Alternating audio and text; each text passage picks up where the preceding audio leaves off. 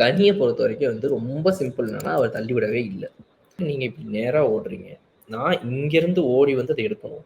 அப்போ ஒரு பாயிண்ட்ல வரும்போது நான் உங்கள இடிக்க தான் செய்வேன். இடிக்க தான் போறோம். நம்ம இடிச்சு எடுக்க போறோம். யார் கை அதில படுது, யார் அத புடிச்சு எடுத்து வச்சுக்கிறோம் ஃபர்ஸ்ட். அவ்வளோதானே மேட்டர். இத வந்து நான் பார்த்தேன்.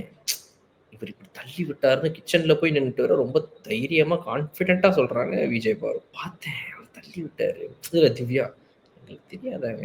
பார்த்தோங்க. அப்புறம் ஒவ்வொரு இடத்துல ஒவ்வொரு பேச்சு வரும். முதல்ல தள்ளி விட்டீங்க. அப்புறம் நீங்க தெரிஞ்சு தள்ளி விட்டீங்கன்னு சொல்லல. தெரியாம தள்ளி விட்டீங்க. அப்புறம் தள்ளி விட்டீங்கன்னு சொல்லல. இடிச்சிட்டீங்க. அப்புறம் இடிச்சிட்டீங்கன்னு சொல்லல. தெரியாம பட்டுருச்சு. அப்புறம் கிச்சன்ல போயிட்டு, "அவரு இடிச்சாருங்க. நான் பார்த்தேங்க."